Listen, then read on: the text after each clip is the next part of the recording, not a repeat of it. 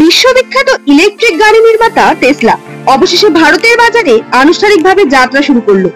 15 জুলাই মুম্বাইয়ের বান্দ্রা কুর্লা কমপ্লেক্সের মেকার ম্যাক্সিটি মলে উদ্বোধন হলো দেশের প্রথম টেসলা শোরুম।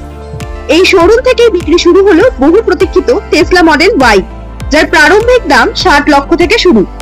উদ্বোধনী অনুষ্ঠানে উপস্থিত ছিলেন মহারাষ্ট্রের মুখ্যমন্ত্রী দেবেন্দ্র ফডনবিস এবং পরিবহন মন্ত্রী প্রতাপ সারনাই। টেসলার এই পদক্ষেপকে দেশের বৈদ্যুতিক যানবাহনের বাজারে একটি ঐতিহাসিক মাইলফলক হিসেবে দেখা হচ্ছে। ভারতে ইলেকট্রিক গাড়ির দ্রুত বৃদ্ধি ও টেকসই পরিবহন এই উদ্যোগকে এক নতুন দিশা দেখাবে বলেই মনে করছেন বিশেষজ্ঞরা।